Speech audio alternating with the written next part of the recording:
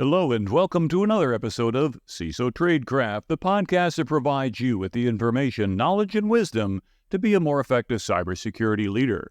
My name is G. Mark Hardy. I'm your host for today, and we're going to be talking about the OWASP Top 10 Web Application Security Risks and what you can do about them. This is an important topic because if you're not in the Stone Age, you probably run a website, or at least your organization has, and it could be things such as marketing pages to promote your brand, could be e-commerce sites that allow customers to buy things from your company, could even be a discussion board where you interact with customers, could even be a customer relationship management or CRM system. Doesn't matter what kind of website you run. What matters most is the website that you run needs to be secure. Nobody wants to have their customer information breached. Nobody wants to have their products emptied out of their warehouse at 1 cent each.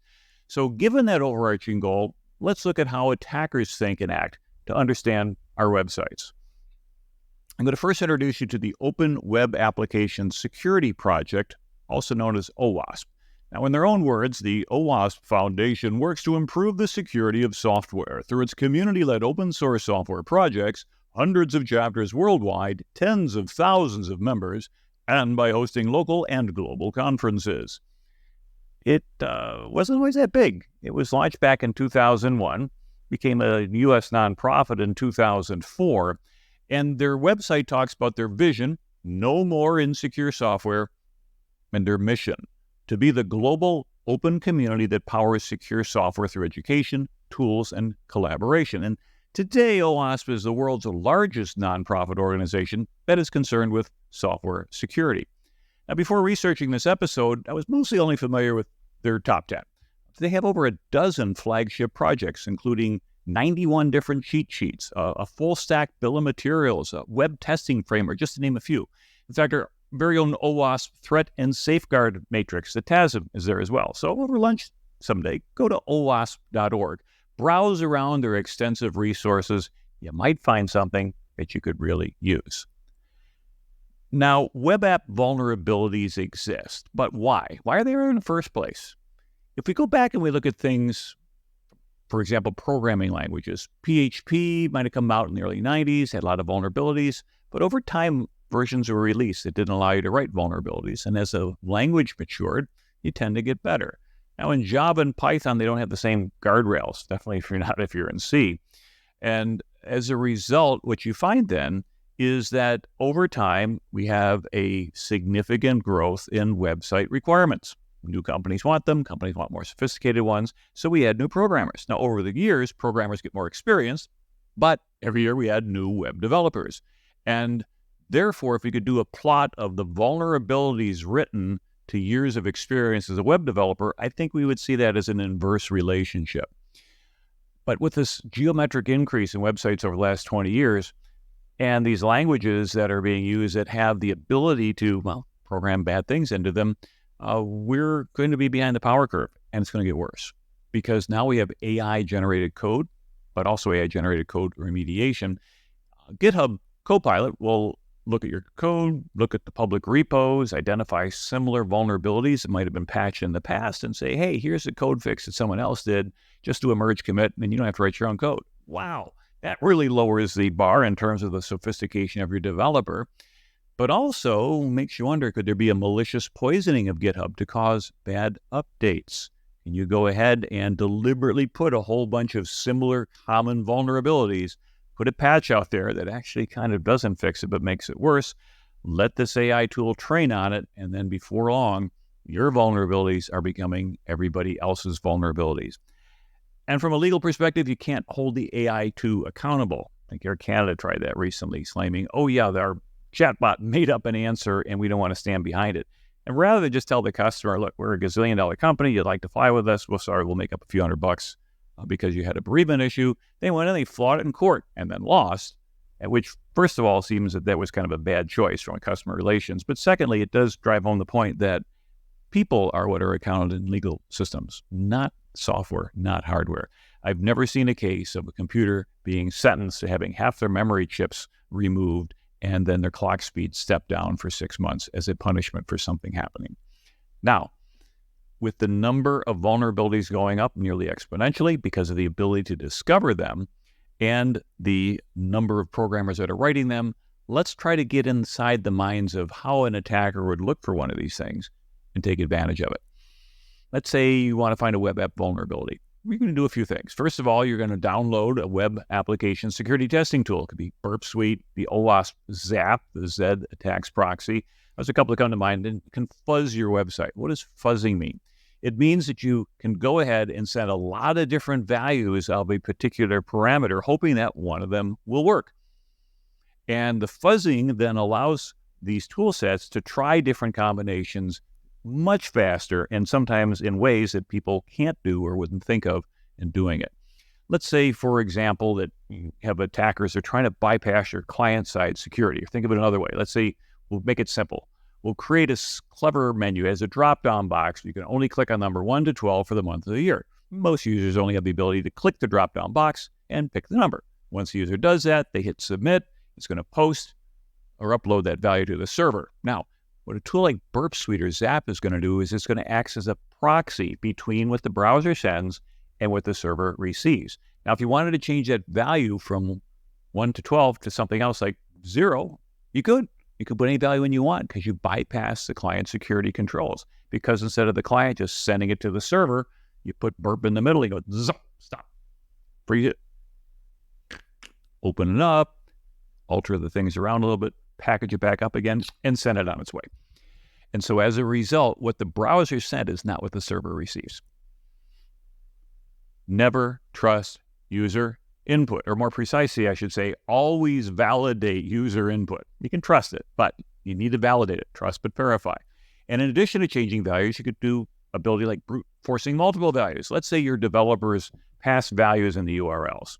And URL, a simple one might be yourwebsite.com/invoices/customer123. Well, I could use a tool to go ahead and iterate through customer 000, 001, 002, etc. to 999 using a technique called forced browsing. And so in addition to all these other features, these tools have extensions which allow software developers to upload all kinds of other features into the tool to increase its ability to find web application vulnerabilities. Hopefully that's a high-level understanding of what a web fuzzing software like a Burp Suite or a ZAP can do. Now let's take a look at some of the common vulnerabilities for which researchers and criminals are on the hunt. The most respected list of web application security risks come from OWASP, whom we introduced a few minutes ago. It's commonly known as the OWASP Top 10. It doesn't get updated every year. There's a 2010 version, a 2013, skip to 2017, then 2021. I remember a few years ago, I was at a security conference and ran into the person who was managing that. I said, how come we don't update these things every year? And he said, nothing changes. Well, it does change, but it doesn't change that fast. It's not like you get a basketball pool where all of a sudden there's a whole different bracket than there was different from last week. They tend to be fairly consistent, although they will change places with each other and they'll move around a little bit. But the list represents a broad consensus about the most critical security risks to web applications. Now, the most recent version, which is 3 years old, and they seem to be on a 3 to 4 year refresh cycle, so we'll see if this is still current, but this is for 2021. Broken access control, number 1. Cryptographic failures, number 2. Injection, number 3. Insecure design, number 4. Security misconfiguration, number 5. Vulnerable and outdated components, number 6. Identification and authentication failures, number 7. Software and data integrity failures, number 8. Security logging and monitoring failures, number 9. And server-side request forgery, or SSRF, number 10. Now, I'm not expecting you to memorize that, but it is a quick overview, and I'm going to dive into each one of those in a little bit more detail so you get your head around it. So although you may not be able to regenerate that list, when somebody mentions any one of them, you'll know what you're talking about, or at least you know how to listen to it. Number 1 was broken access control. Now, access control is what allows someone the permission to visit a site and the pages or the components within a site, and we need it because we'll authorize paying customers who can come in and then get access to what they should to. Non-paying customers may see less, and criminals, we should basically keep them out of our sites. Now, just because we let a paying customer in doesn't mean, well, that they need to see everything. They need to see the things that we want to sell them. For example, we ran the Amazon web store. We want to show the items that they want to buy so that we can make a sale. And additionally, we want them to be able to log in, see things that are unique to them, like their purchase history, account information, password information, etc. Now, this private information should only be visible to the customer and internal to the company staff for the customer help desk. Unfortunately, this is the most common web vulnerability found today. Developers forget to put in access control checks everywhere on their website. So if we go to the earlier example where attacker notices the URL naming convention used by a website appears to follow a specific pattern, they might use a forced browsing technique to enumerate other locations that would allow them access where they shouldn't have. And this can get pretty bad when PII data is exposed from customers, or an attacker can force browse into an admin page that allows them new capabilities for which they should not have any access. It can also lead to exposure of files on the server if the attacker tries to use directory traversal, having the URL slant ... or ... slant ... and so on the URL. It could potentially let them see the password files, get ... and then come back down again. That's the password. Or database connector files. It will show the username and password to log in, or people will sometimes go ahead and put comments in code that could be traversed, viewed, and those comments have, here's the ID and the password for a test site or a production site. And it's not theoretical. I have actually seen that happen before. As a result, we want to take a look at the type of recommendations that OWASP has to remediate these issues. The recommendation is to implement a deny by default approach. The answer is no, unless we specifically say yes. So no one has access to anything unless you're on an approved list. Now, OWASP will also recommend using things like the cross-origin resource sharing, or CORS control on your site. CORS defines a way for client web applications that are loaded in one domain to interact with resources in a different domain. So here you create an allow list of what websites can request data from your site. Now, the most important control to overcome broken access control is to use stateful session identifiers. Session identifier is given almost like a token to say, hey, this is how you can go ahead and continue to interact with this website because we've given you an identifier. Stateful says we want to keep track of that every time. I don't want to issue it once, and then it becomes like a bearer instrument that if I could replay it or put on a different machine, it would work. You want to know someone's identity on every single login. And then you take this identifier as a way to broker every data call to say, is this person on the approved access list to visit this website or this resource? Sound a little bit like zero trust for the web, isn't it? But if not, you can return a message that says not authorized, or send them someplace else. Or if they're not a paid customer and you want them to pay, said, hey, you could sign up and here's what the rate is. Now, it's also good to log these events so you can see who's poking around your website in a non-normal way, as well as where these intrusions are coming from. And if they're coming from inside your organization, we would want to take a look at that as well. Now, another important control you can use is rate limiting. Humans can't click a key 100 times a second, but software like Burp Suite or Zap can spider a site and crawl through hundreds of these fuzzing scenarios in a very short period of time. Now, if you limit the API and the controller access, then you can minimize the harm from these tools. Think of it this way. If an attacker is used to running a spider on a website that takes about 5 minutes to do thousands of queries, but your website limits the API calls such that the spider has to wait several seconds each query, times thousands of queries, that's going to prevent them from finding more parts of your website to exploit in any reasonable amount of time. If it takes 2 weeks to fuzz your website versus 5 minutes, the attacker is probably going to move on to a softer target, and that's also a good win for your organization.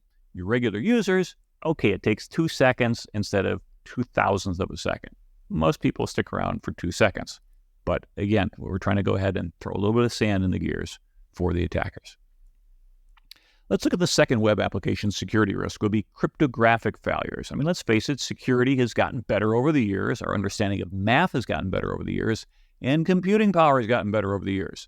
If you're using older encryption ciphers with short key lengths, they're potentially subject to brute force attacks today, and they should be deprecated, meaning you don't use them anymore.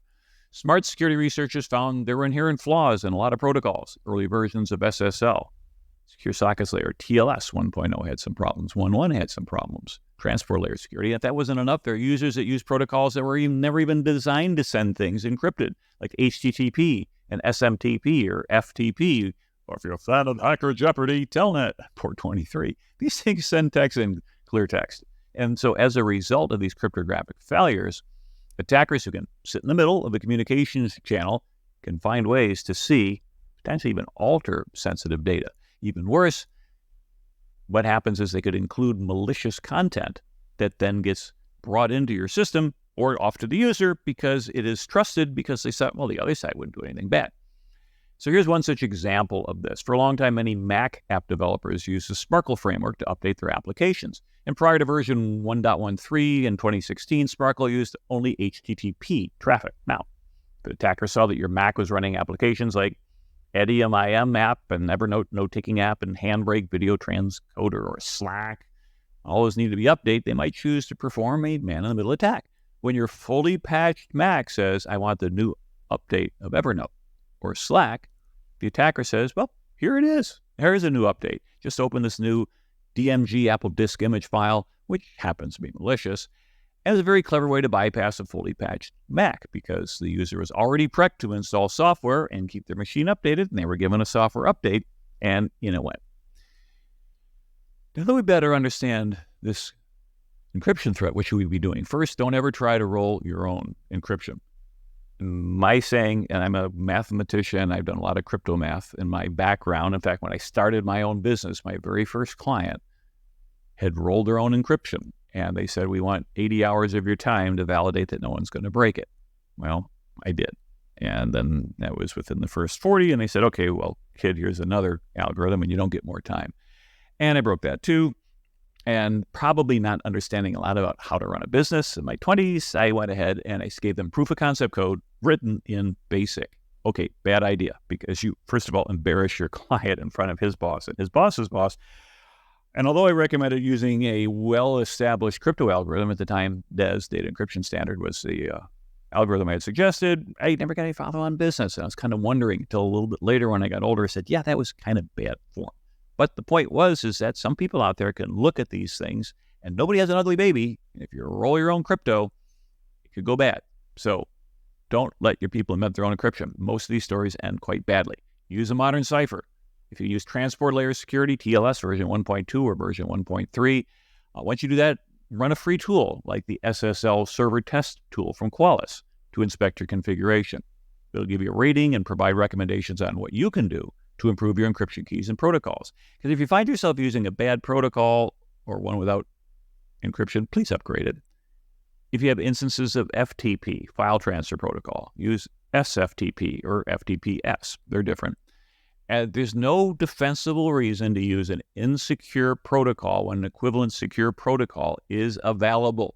If you find yourself in the unfortunate instance where you can't get off of a bad protocol, it's embedded, you can't change it, try to wrap this unencrypted protocol message with encryption. For example, let's say you use a vendor product that only supports Telnet for logging in. You might wrap your Telnet traffic inside of the open source proxy service S-tunnel, which will add TLS encryption to that session, and therefore Telnet effectively gains encryption. It's not the optimal approach, but it's a lot better than remotely accessing a resource over the internet and providing your username and password in clear text. Now, note you could also wrap things in a private VPN to achieve similar results, but at least you're thinking about the right stuff. Our third web application security risk is injection. This used to be number one a few years ago. Injection flaws occur when an application sends untrusted data to an interpreter. The most common example of this is a text field on a website to which a user adds input. For example, you might have a field where a user enters your ID, enter your password. And usually what happens on the back end is the website takes the username and password fields, performs a database query to match these values to an existing entry, and then allow a login. And database queries can be manipulated. See, a query typically is going to return a true or false. If this thing, then do that. All right. An example here, the database query might trigger the following action. The query returns true, then log in the user. If the query returns false, then say no or ask the user to log in again or lock them out, whatever you want to do. But triggering a database query that always returns true could be a good way to bypass all these login security controls. So let's use an example, a basic login page that's written by an inexperienced developer. Because remember, your software bill of materials is not going to list that Bobby the intern wrote this code over the summer and it got sucked up into GitHub, into the production. Let's use an example of basic login page that input name and password value from, then use a SQL statement. So I'm going to, because mostly this is an audio, don't worry about don't look at the video on the statement, but something like select star from table of users where user ID is quote, name, quote, and the password is quote, pass, quote, semicolon, because you're going to collect name, you collect password, you're going to fit in there, and then when you get a match, you're going to go ahead and grab the right entry from the table. Well, if the user enters in their name, enters in their password, it's correct, good. If one or the other is wrong, it fails, it doesn't work. Now, what if the attacker, instead of entering their name, puts in, let's say, Ross, single quote, or 1 equals 1, semicolon, hyphen, hyphen. Is that the username? Now, this SQL injection attack, as it's called, results in the following command being executed. Instead of selecting star from users where user ID is quote, name, quote, and password is quote, pass, quote, select star from users where user ID is quote, Ross, and then in the text field was quote, or 1 equals 1, semicolon, hyphen, hyphen, quote, and then password equals pass. Well, the unfiltered data input now becomes executable code, and the OR condition is always true. And the semicolon, hyphen, hyphen makes the balance of the valid original SQL statement to become part of a comment, so it's ignored when it's executed. The bottom line is the statement is always going to return a true value, even though you didn't provide a valid password. Oops. That's going to get worse because there are other scenarios rather than just login. Maybe an attacker can log in as an admin and change the pricing of a shopping cart item from $499 to 1 cent. Or if you're not going ahead and checking the validation of the user input, someone says, hey, here's your shopping cart. I go ahead and I reorganize it, take the burp suite, change the price. And then when I push it back up, the server says, oh, I put it there. I gave it to the user so they can look at it. They gave me a credit card number. It must be right. No, we need to go back and revalidate that. So let's prevent that from happening. If we know that a bad actor is going to be fuzzing text fields, what should developers be doing about it? And the best approach is several different things, but parameterizing and validating user inputs. And do this always on the server side, because on the client side, you can play with things. Theoretically speaking, I used to have a 1-character domain name. Probably should have held on to that. I could have retired on that, but that was back in the 90s, and they didn't charge for domains back then. And it was client-side input. You can only have 3 or more for that particular TLD. And I said, what happens if I change the 3 to a 1?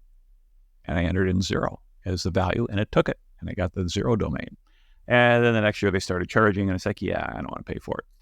Yeah, that's what happens when you think 1 year ahead instead of 25, 30 years ahead. Nonetheless, the whole idea was it was client-side, and no matter what that server thought, it believed that whatever it gave me as a guardrails would stay in the guardrails. So now we could take prepared statements in, let's say, Java. Instead of having code that just says get the username and password from the form and query the database, add an extra step. We'll create a variable that's equal to the select statement from your database. It might look something like select the account balance from user data where the username is ? And then create a prepared statement that uses that variable and returns the results of it so that nobody's injecting things into that particular query code. Now, we have a link to an example in our show notes. It's on cheatseries.owasp.org. There's a whole bunch of them out there. I remember there's about 90 different cheat sheets that you can look for. But essentially, what this is doing is it's splitting the answer from the form into different strings. And it's going to void out anything that might be added after the first variable. And without getting too technical, using prepared statements should be the default after taking input from every single user query. By the way, for anybody who likes Randall Munroe and XKCD, go ahead and look up xkcd.com/327 exploits of a mom as a nice way to illustrate SQL injection. Our fourth web app security risk is insecure design. This is related to design and architecture flaws. Let's take a look at a couple examples to get a better understanding of what we're talking about. Let's say we're going to host an online website such as Ticketmaster, where customers can buy tickets to a sporting event or a concert. Attackers might try to DDoS your website or use bots to buy lots and lots of tickets they could then scalp. And if you find yourself in this scenario, then you need to have something like an AWS web app firewall with bot control to minimize the common attacks that you can expect. Now, as we look into this risk, we can see it's actually a lot broader than you might think. For example, you might have a website that collects customer information. Amazon Store has a user section that users can go to look at their previous orders and track delivery. It's a good thing that provides value to the customer. And you have search functions. What were my previous orders? Do I want to buy this again? And how do we design that search function so it doesn't search for things that might be private or private to other customers or things that are in Amazon? So knowing the idea of how to do that allows us to go ahead and avoid the risk of insecure design. I could talk for hours about all the different implementations of insecure design. Just leave it there to make sure that as you're designing things, you put security in at the beginning. Don't try to paint it in at the end. It's not cost effective. Our fifth web application security risk is security misconfiguration. Now, in order to do security right, we usually need to do three things. One, never use unpatched software. Up to date. Number two, ensure custom code doesn't have vulnerabilities. Probably the intern writing the code. Sorry. And then finally, avoid misconfigurations. That's what we're going to talk about now. Because there's a lot of opportunities to misconfigure. You can misconfigure your operating systems, your Java frameworks, your middleware, your load balances, your web app settings, etc. I mean, here's an example. Security Assertion Markup Language, or SAML, is an open standard for exchanging authorization and authentication information. It's a good standard overall because it allows you to standardize your logins across multiple websites. As with anything, though, it can be misconfigured. You see, SAML is supposed to work like this. User tries to access a resource. The service provider sends the user to an identity provider with a SAML request. Service provider forwards a SAML request to identity provider, who authenticates the user, sends a SAML response back to the user, who's forwarded onto the service provider, and the user is authenticated. Basically, you're getting a ticket that says, hey, this person is valid. But if SAML is misconfigured, things can go wrong very quickly. For example, an attacker might be able to fool the service provider by using unsigned certificates or self-signed certificates if they're not being checked. You can use an XML signature wrapping attack to adversely modify the message structure. So the application logic and signature validation module are going to be parsing different parts of the message, allowing the XML signature to verify successfully, but causing the application logic to process the bogus element. Another misconfiguration that could take place with SAML is responses XML documents. Attackers can use tools that generate XML external entity attacks, or XMEs, for example. There's a Burp Suite extension called SAML Raider that could be used to trick the server to send the SC shadow file instead of the XML document. Now, this misconfiguration now is allowing credential stealing from the target. Since we've seen multiple ways that something can be misconfigured, where should we look for the proper ways to find out how to configure something? And I would recommend a couple places. One is the Center for Internet Security, or CIS, benchmarks, cisecurity.org. You can go there and find recommendations for most IT systems, such as Windows, Linux, Oracle, etc. Even download hardened images from CIS that already meet the benchmarks, which will save you the time it takes to configure them. Now, use those as your golden images for every Windows server or Ubuntu Linux server and watch your systems become a lot more secure. Defense Department had something similar. They called DISA Secure Technical Implementation Guidance, or STIGs. Now, when I was in the military, we had the STIGs, and you'd find documentation that was similar to CIS on things, how to configure Active Directory or Windows group policy objects and things such as that. If they are available to you, and I'm not sure what the distribution limits are today, then it might be valuable. I mean, if it's good enough for DoD, it's probably more than good enough for your business. Finally, don't forget to ask the vendor, the manufacturer. Usually their websites have a configuration guide for administrators with all the configs, all the settings. Find that and follow it and implement it. You might even ask the manufacturer to validate that your implementation is secure. And this is highly recommended if you have something like Salesforce that has a lot of things can be misconfigured. Oh my goodness, I am astounded by the number of settings that are in Salesforce. I am not a master of it. I can poke around as an admin, I keep something running, but there are just too many details in there that are beyond my level of training and expertise. I'll admit that, but nonetheless, at least you should know what you don't know. These types of capabilities or requirements have given rise to a whole suite of tools like AppOmni, Adaptive Shield, Obsidian Security. They'll look at your third-party SaaS tools for misconfigurations. Now, the buzz term is CSPM, or Cloud Security Posture Management, if you want to investigate platforms like that. Further, full disclosure, I have been a customer of Obsidian Security for a number of years, and I really like it. It works well. Number 6, moving on, our web application security risk is vulnerable and outdated software components. Consider this. Software ages like milk, not like wine. It doesn't get better over time. Just remember, you have to discover all the areas that are vulnerable, and the problem is you generally need multiple tools to do it. Now, for most organizations, they'll use a vulnerability management tool like a Nessus, a Qualys, or Rapid7. There's a whole family of tools out there that will scan their system for vulnerable or outdated software.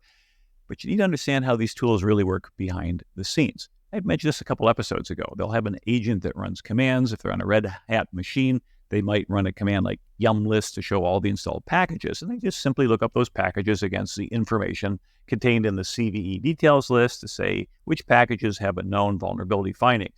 The problem with that is if a developer doesn't use yum to install a package, but just use an apt-get and install or whatever, the vulnerability agent might miss it. And if there's a firewall rule preventing the agent from talking to the server that aggregates all of the agents and their data, you don't know the machine was vulnerable because that never got to you in the report. What's worse, you might also have things like application libraries in Java that are hidden to the vulnerability management tool. You could be running bad versions of Apache struts or even OpenSSL. So here's some guidance. Create an SBOM, a software bill of materials, to know what you have. For example, if you're programming in Java, try using the versions plugin from Maven. This helpful plugin allows you to display all of your dependency, know what libraries you're using. What's even better about it is you can find out if there are libraries that you're using which are not up to date. Now, it didn't say vulnerable because you see a piece of installed software might be on version 1. The manufacturer might now be on version 5, and anything older than version 3 is no longer supported. Try that with your old Windows 7 machines, right? And it's not just operating systems either.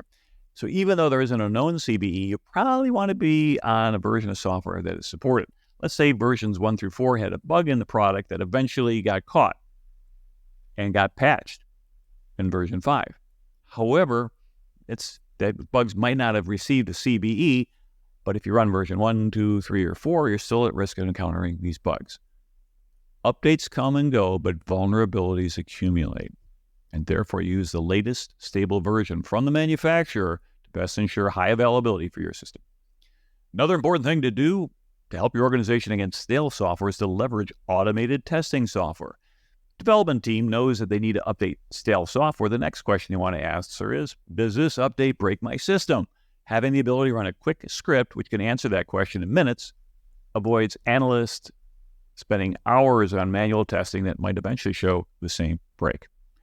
Having a real-time inventory of software is more important than knowing what's in GitHub. We highly recommend having a vulnerability management tool and a runtime application self-protection or RASP tool to identify vulnerabilities in production, not just over on the dev side.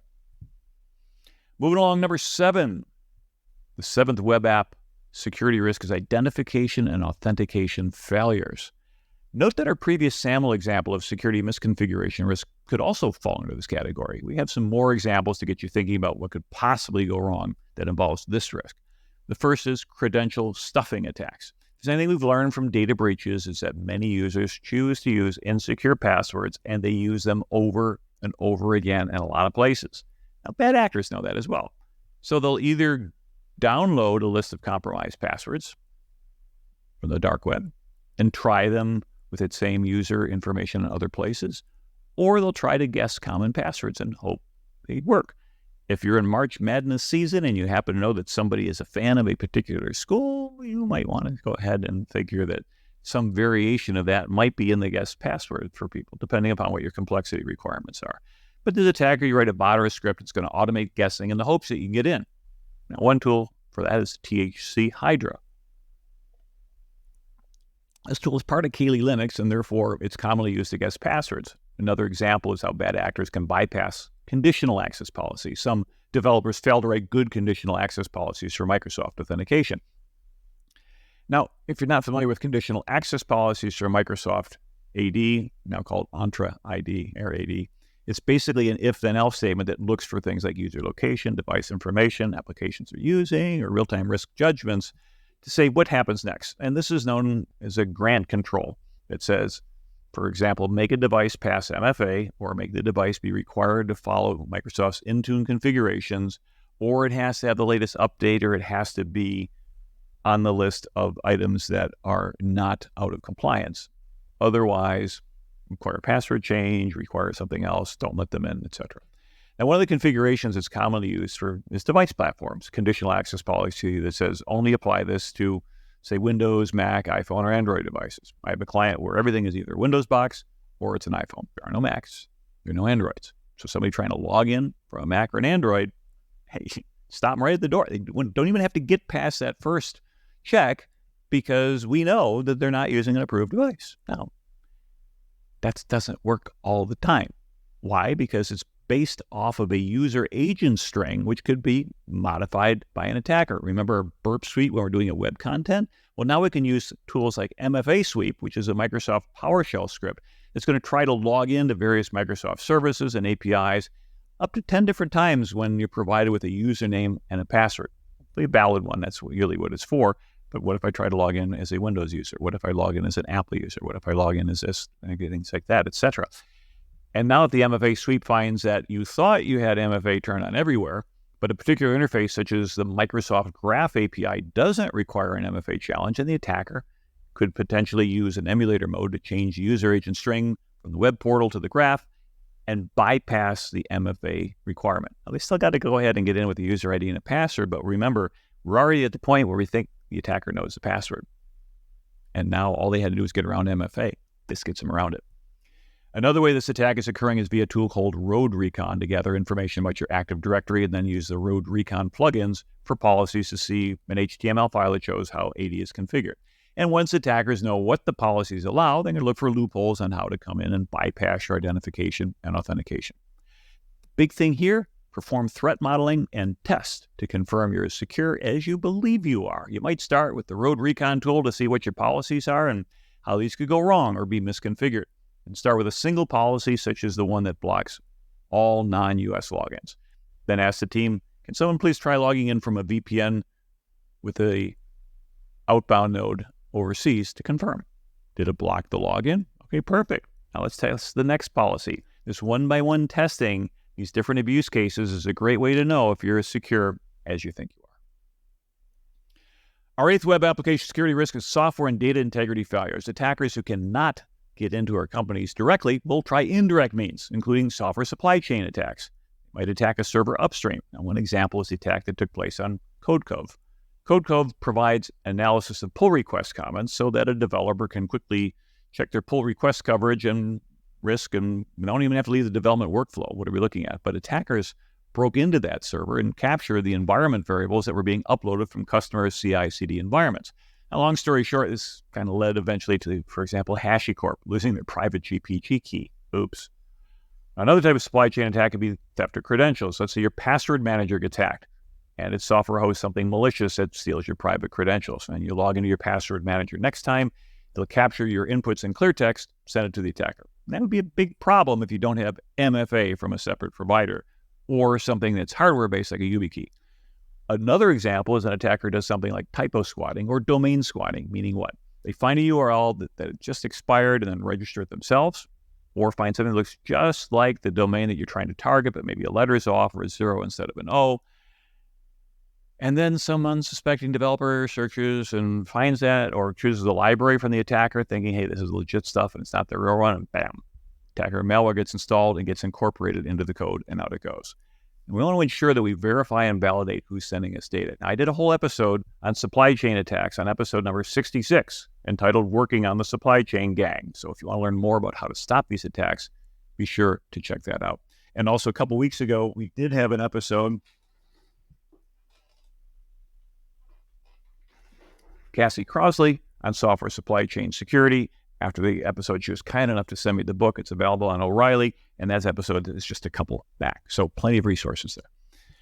Our ninth web application security risk is security logging and monitoring. Let's say a criminal organization hacked your server that sits on a box with PII data. Do you have to declare a data breach? It depends. See, has the data been exfiltrated outside of the company or not?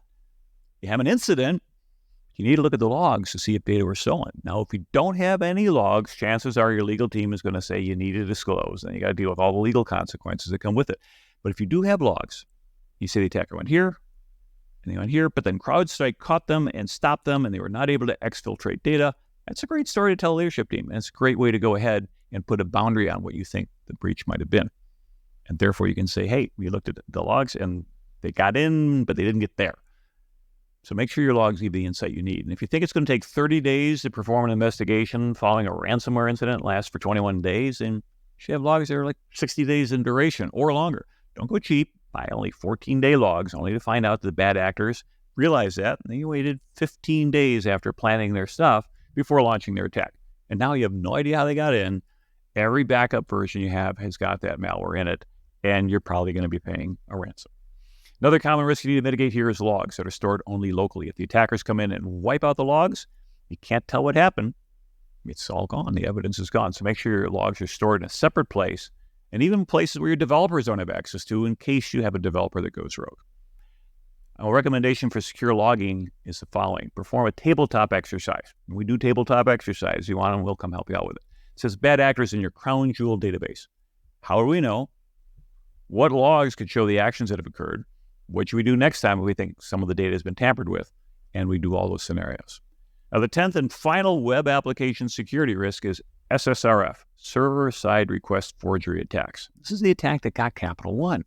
Essentially, bad actor was able to find that a server running the mod security web app firewall was misconfigured. And the tool, which is supposed to protect the server, had a forward proxy instead of a reverse proxy. Well, forward proxies look okay on security scans, so it wasn't flagged.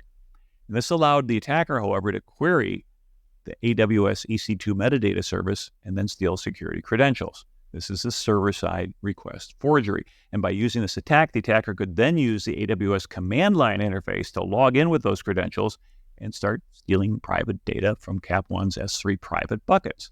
If you'd like to simulate this attack, there's a tool from Rhino Security Labs called CloudGoat, where you can run an exercise called the EC2 SSRF to get hands-on experience. If we know this is an issue, what should we do about it? First, standardize. It's a lot easier for the security team to analyze 10 configurations than 1,000 different ones, so you can identify vulnerabilities such as SSRF. Reuse proven patterns that avoid introducing new risks, so that if you do find a problem, you can roll it out and fix it everywhere fairly quickly. Next, look at a defensive depth approach. For example, use AWS Access Advisor to reduce the permissions to which things have access. Amazon has a tool called Guard Duty that will act as a data loss prevention tool and raise an alarm when abnormal amounts of data are being exfilled. Use a web app firewall that can detect and prevent server-side request forgery attacks. You never know which of these might be the one that saves your bacon during an event. So don't just rely on one alone. All right, let's recap. We looked at the 10 most common. Doesn't mean it's a limited 10. There's 11, 12, 13, but this is the Pareto principle. This will get the majority of problems on there. Broken access control, cryptographic failures, injection, insecure design, security misconfiguration, vulnerable and outdated components, identification and authentication failures, software and data integrity failures, security logging and monitoring failures, and server-side request forgery. Those 10 now should mean something to you. Not that you could explain them in detail, but when someone mentions an SSRF, oh, okay, fine, yeah, somebody's going ahead, they're grabbing this credential. Got it. All right, misconfiguration. It means something. Good. You are now better versed in this, and I hope you've enjoyed learning about the OWASP Top 10 Web Application Security Risk. Like anything else in our career, it's hard to protect things we don't understand. So if you have a staff or a team or people who want to learn more about security, or you want them to learn more about security because they work for you, pass along this episode and have them go ahead and check out CISO Tradecraft. And thanks for listening. We now are over 27,000 followers on our LinkedIn page, and we had almost 250,000 impressions in the past month, and we couldn't be happier. We just want to say thank you for listening to our content, watching our content, and helping us get the message out about how you and other people can improve their cybersecurity journey in their career. If you want more and you're not doing it already, please come to our LinkedIn page, CISO Tradecraft, and subscribe. We put good information out on an almost daily basis in the business thing, but it's a very high signal to low noise. We don't put out junk. I don't tell you what we had for breakfast, but it's things that you might want to be aware of that can help build up your knowledge and your resource. So again, thank you very much for being a part of our CISO Tradecraft audience. And as always, feel free to contact us either at CISOTradecraft.com or through our LinkedIn page if you got some feedback or things that you'd like to learn, or you want to engage us and have us help you out with some projects. My name is G. Mark Hardy. I'm your host for today. Thank you very much for listening or watching. And until next time, stay safe out there.